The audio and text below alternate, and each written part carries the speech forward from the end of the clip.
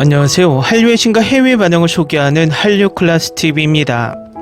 오늘은 BTS 그래미 보이콧을 전하는 미국 타임즈 기사를 살펴보고 이 이슈에 반응하는 미국 영어권 반응까지 살펴보겠습니다. 과거 미국은 우리가 독재 정권에 있을 때 민주주의의 상징이자 공정과 상식의 나라라고 인식이 되었습니다. 아마도 그 많은 미국의 블록버스터 영화를 보고 자라온 우리로서는 멋진 슈퍼히어로들이 불의에 맞서 정의를 내리는 같은 레퍼토리를 무한 반복해서 학습한 결과인지 모릅니다. 요즘도 미국의 슈퍼히어로 스파이더맨 영화가 또 한국 극장에 등장해 흥행 대열에 합류했습니다. 그렇지만 과거처럼 미국의 슈퍼히어로 블록버스터 영화가 등장해도 설레이거나 꼭 극장에서 봐야 한다는 생각이 크게 들지 않습니다. 그런 생각은 개인적으로 2019년 어벤져스 엔드게임 이후에 더 이상 들지 않았던 것 같습니다. 그런데 이 2019년 이후에 그런 생각이 들지 않았던 이유는 할리우드가 정말 질리도록 같은 슈퍼히어로를 재탕, 3탕, 4탕, 5탕 하고 있기 때문인지도 모르지만 결정적인 것은 그것을 대체할 수 있는 대한엔터가 한국에 있기 때문입니다. 할리우드 영화 안 보면 어때? K영화 보면 되지. 미국의 팝을 듣지 않으면 어때? K-팝을 들으면 되지. 미드를 보지 않으면 어때? K-드라마 보면 되지. 우리에게는 대한엔터가 확실히 있기 때문일 것입니다. 그런데 이게 다만 우리만의 생각일까요? 그것은 전세계 공통의 생각일 것입니다. 지난번 영상에서 이야기했지만 미국의 최고의 팝 가수 테일러 스위프트 콘서트 영상이 디즈니 플러스에 올라와서 봤는데 첫 느낌이 바로 이겁니다. 미국은 어떻게 콘서트 퍼포먼스가 변하질 않지 촌스럽다란 생각이 듭니다. 이유는 이제 우리의 눈은 K-팝 콘서트를 보면서 눈이 높아졌기 때문입니다. 이제 전 세계는 K-팝 가수는 알아도 미국 팝 가수는 이름을 들으면 누구지 하며 검색해야 하는 시대로 접어들었습니다. K-드라마는 알아도 미드를 잘 모르는 시대가 점점 다가오고 있습니다. 이번에 그래미의 아시안 팝 부분의 신설은 이미 미국의 다른 단체들이 했던 수법과 유사합니다. 빌보드는 BTS가 빌보드 차트를 장악하자 순위 집계 방식을 미국 라디오에서 얼마나 많은 노래가 재생되었느냐는 부분에 점수 배정을 높여서 빌보드 순위를 미국 라디오 DJ가 뽑은 순위로 만들어 버렸고, 넷플릭스는 AI에게 물어봐도 새로 바뀐 순위 방식이 미드에 엄청나게 유리하다라고 대답할 정도로 미드를 1위로 만들기 위한 방식으로 바꿨습니다. 그래서 요즘 K-드라마가 전세계 아무리 인기가 있어도 플리스페토를 1위 순위에서 1위 하기가 버겁습니다. AI가 대답하길 K-드라마가 미드를 순위에서 이기려면 2배의 시청시간이 필요하다 대답합니다. 이번에 그래미는 BTS에게 얼마나 본상을 주기 싫었는지 아시안 팝상을 신설할 정도입니다. 아시아에서 K-팝 말고 어떤 나라가 전세계에 어필하는 음악을 내놓았는지 생각하면 없습니다. 결국 이 의도는 그냥 BTS에게 아시아 팝상을 던져주고 그래미의 초대에 흥행에만 이용하자 이런 속셈이 큽니다.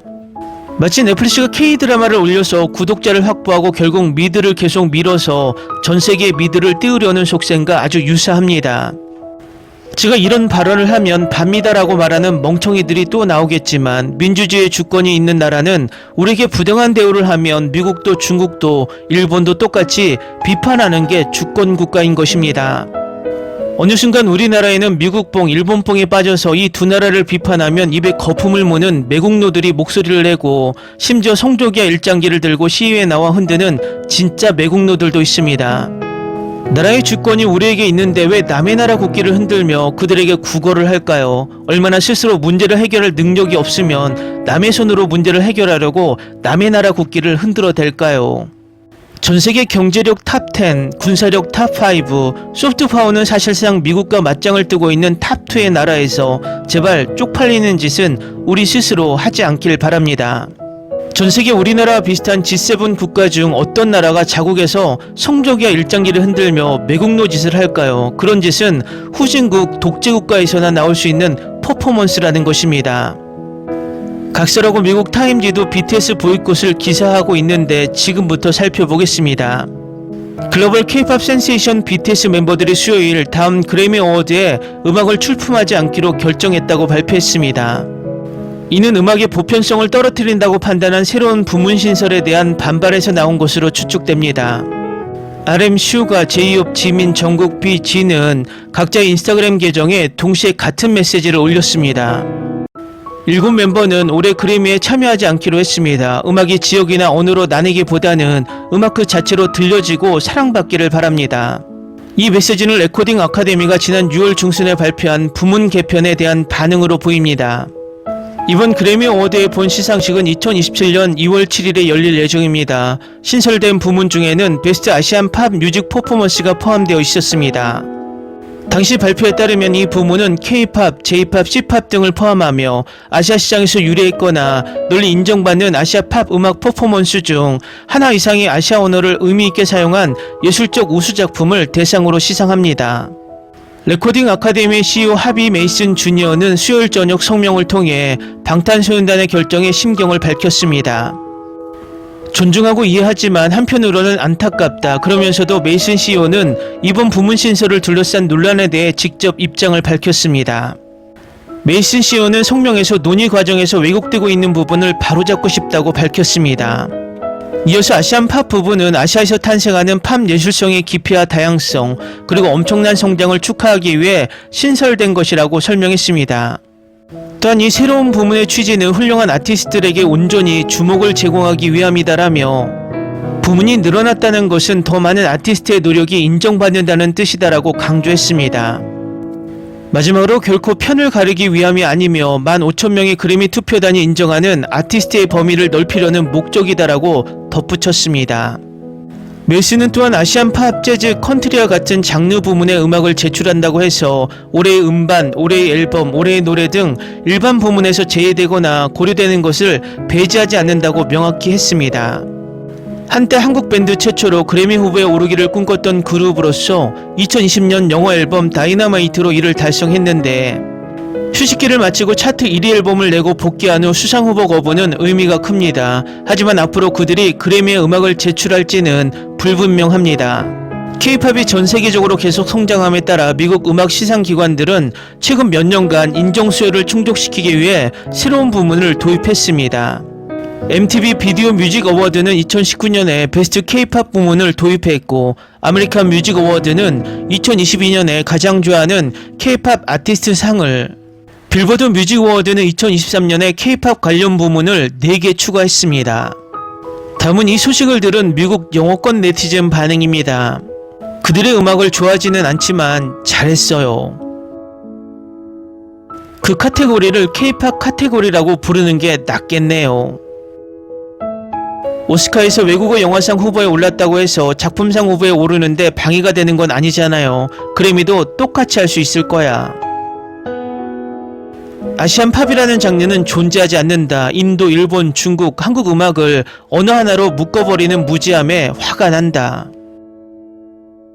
결국 아시아 아티스트들을 본상에서 격리하려는 교묘한 유리천장이자 인종차별 정책이다. 그동안 시청률 흥행 카드로 BTS 공연만 3년 연속 볼모로 이용하더니 이제 와서 칸막이를 치다니 역겹다. 백인 중심의 그래미가 배타성을 끝내 버리지 못하고 스스로 그들만의 잔치로 전락하는 길을 택했다. 라틴 팝이나 아프로 팝과 달리 아시아 전역의 음악을 하나로 묶는 것은 기준조차 모호한 차별적 발상이다. 그래미는 상을 주기 싫어서 꼼수를 섰지만 오히려 본인들의 문화적 맹점만 전 세계에 들키고 말았다. 군 복무 마치고 역대급 복귀를 한 최고의 시점에 이런 성명을 낸 배짱과 결단에 경의를 표한다. BTS가 그래미를 간절히 원하던 시절에서 벗어나 이제는 자신들이 그래미보다 더 거대한 존재임을 깨달은 역사적인 순간이다. 음악을 지역과 언어로 나누지 말라는 멤버들의 메시지는 음악의 본질을 꿰뚫는 가장 품격 있는 강력한 비난이다. 일부 아티스트들은 평생 초청받기 위해 애쓰지만 BTS는 더 이상 그들의 초대장이 필요 없음을 스스로 증명했다.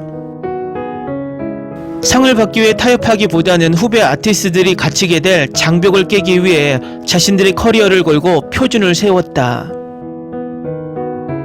그래미 트로피보다 전세계 수억 명의 마음을 울린 그들의 음악 가치가 훨씬 더 값지다. 이 부문에 출품하면 거의 확정적으로 트로피를 얻을 수 있었을 텐데 그걸 걷어참으로써 그래미의 권위에 제대로 한 방 날렸다. BTS의 출품 포기 소식에 그래미 CEO가 직접 해명 인터뷰를 하다니 누가 누구를 더 아쉬워하는지 명백해졌다. BTS가 길을 열었으니 다른 모든 K-POP 아티스트들과 글로벌 아시아 아티스트들도 이번 보이콧 연대에 참여해야 한다. 세계 최대 밴드가 빠진 시상식의 시청률이 어떻게 폭락할지 벌써부터 기대된다. 그래미 공식 소셜미디어 계정을 구독 취소하고 게시물을 차단하는 운동에 전적으로 동참하겠다. 위켄드, 드레이크에 이어 BTS까지 보이콧 대열에 합류하는 것은 그래미 심사 체계가 완전히 고장났다는 신호다. 뉴욕타임즈나 가디언 같은 주류 외신들조차 그래미의 폐쇄성을 지적하며 BTS의 행보를 집중 지지하고 있다. 이미 빌보드 200과 핫100을 석권하고 아메리칸 뮤직 어워드 대상까지 받은 BTS에게 그래미는 더 이상 검증의 도구가 아니다. 댓글 반응 잘 보셨나요? 대부분 반응이 BTS를 지지하는 반응입니다. 이것이 바로 문화의 힘이 얼마나 대단한지 보여주는 것 같습니다. 과거 김구 선생님께서 왜 오직 문화가 융성한 국가를 꿈꿨는지 이 상황이 증명하고 있습니다. 재밌게 잘 보셨나요? 여러분의 구독, 좋아요, 댓글, 알림 설정은 영상 제작에 큰 힘이 됩니다. 이 영상을 보신 모든 분들 항상 대박 나시고 행복하시길 바랍니다.